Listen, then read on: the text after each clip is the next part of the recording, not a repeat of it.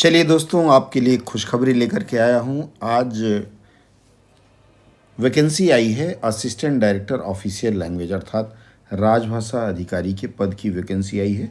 UPSC अर्थात union public service commission यह vacancy लेकर के आई है। आइए देखते हैं इसमें क्या है। सबसे पहले पदों की संख्या जान लेते हैं। कुल पद है अनरिजर्व के लिए 9, ईडब्ल्यूएस के लिए 1, ओबीसी के लिए 4, एससी के लिए 2, एसटी के लिए 1 और पीडब्ल्यूबीडी जो लोग हैं उनके लिए 1 है। रिजर्वेशन है उनका, तो उनको आसानी से मिल जाती है। चलिए हम बात करेंगे। ये वैकेंसी आई है central secretariat official language, ministry of home affairs, गृह मंत्रालय के केंद्रीय सचिवालय राजभाषा विभाग, केंद्रीय सचिवालय राजभाषा में भर्ती आई है। और देखते हैं इसके लिए क्या क्या इन्होंने मांगा है। भर्ती आज से शुरू हो गया है, इसके लिए मैं आपको वेबसाइट भी दिखा दूंगा। इसके लिए सबसे पहले यह लेवल 10 का है, बहुत बड़ा पद होता है, गजटेड पद होगा यह। आप अगर अनरिजर्व या ईडब्ल्यूएस कैंडिडेट हैं तो आपकी उम्र 35 होनी चाहिए, ओबीसी में है तो 38 होना चाहिए और 40 साल की उम्र मांगी गई है SC ST and 45 years for PWBD. अगर आप पीडब्ल्यूबीडी में हैं तो 45 साल।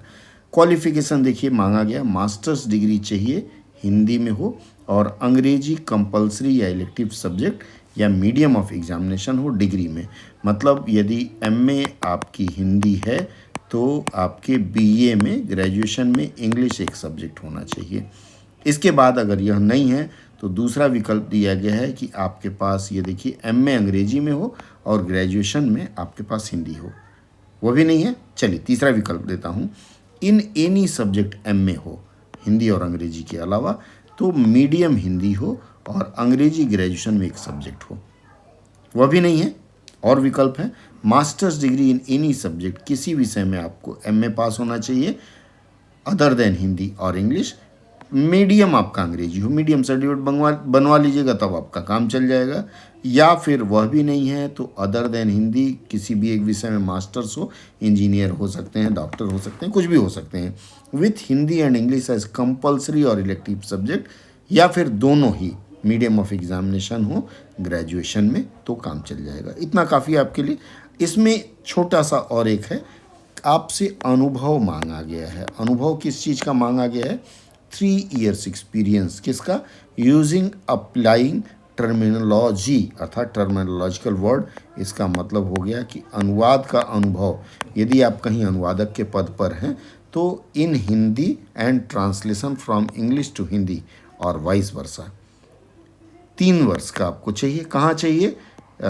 यह चाहिए आपको सेंट्रल गवर्नमेंट या स्टेट गवर्नमेंट या फिर यूनियन टेरिटरी या ऑटोनोमस बॉडी या स्टैट्यूटरी ऑर्गेनाइजेशन या पब्लिक सेक्टर अंडरटेकिंग या यूनिवर्सिटीज़ ऑफ रिकॉग्नाइज जो होते हैं, या फिर 3 साल का आपका टीचिंग का अनुभव होना चाहिए। किसका?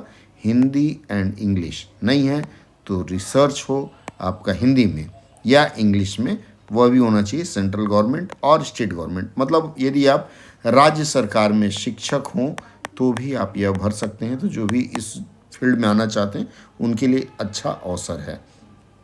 इसके अलावा इन्होंने कहा है studied one of the Indian languages. 8वीं अनुसूची में जो आपकी 22 भाषाएं दी गई हैं उनमें से कोई एक भाषा आपने पढ़ा हो तो यह आपके लिए एडेड एडवांटेज रहेगा। और देखिए इन पदों के लिए अगर आपको आवेदन करना है तो आपको क्या करना होगा? आपको upsconline.gov.in ये वेबसाइट है, आपको इस पर जाना होगा। इस वेबसाइट पर जाने के बाद देखिए इसमें जो वह विज्ञापन आया है उसमें पूरा पढ़ना है तो यहाँ लिखा हुआ है विज्ञापन संख्या है, एडवर्टीजमेंट नंबर पढ़ लीजिए, नहीं तो यहाँ दिया हुआ है, हर पद का दिया हुआ है। आपको अप्लाई करना है असिस्टेंट डायरेक्टर ऑफिशियल लैंग्वेज। आप इस पर क्लिक करेंगे, क्लिक करने के बाद यह लिंक खुलेगा। देखिए इसमें 9, 1, 4, 2, 1, 1 टोटल 17 वैकेंसी है। आपको सारा विवरण यहाँ मिल जाएगा। विवरण मिलने के बाद नीचे जाएंगे, एक बार इसको पढ़ने के लिए कहा जाता है, एग्जिट करते हैं। अब फिर से हम उसमें चलते हैं अप्लाई वाले में। देखिए यहाँ असिस्टेंट डायरेक्टर ऑफिशियल लैंग्वेज है, इसमें जाकर हम अप्लाई पर क्लिक करेंगे। अप्लाई पर क्लिक करने के बाद ये महत्वपूर्ण इंस्ट्रक्शन आता है। अगर आपने पहले कभी रजिस्टर किया है तो कर लेना है, नहीं तो नेक्स्ट पर आगे बढ़ना है। वेरी इंपॉर्टेंट नोट, इसको भी पढ़िएगा।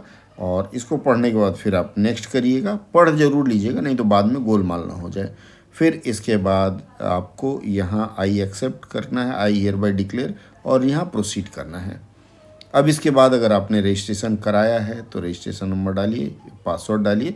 हमारी हद यहीं तक है तो मैं आपको यहाँ ले जा करके छोड़ दे रहा हूँ। अगर आप नए हैं तो देखिए न्यू रजिस्ट्रेशन पे क्लिक करिएगा और यहाँ देखिए सारी चीज़ें दी हुई, आप इससे रजिस्ट्रेशन करके कर सकते हैं। अब रह गया सिलेबस की जानकारी, वह अगले सत्र में दूंगा आपको।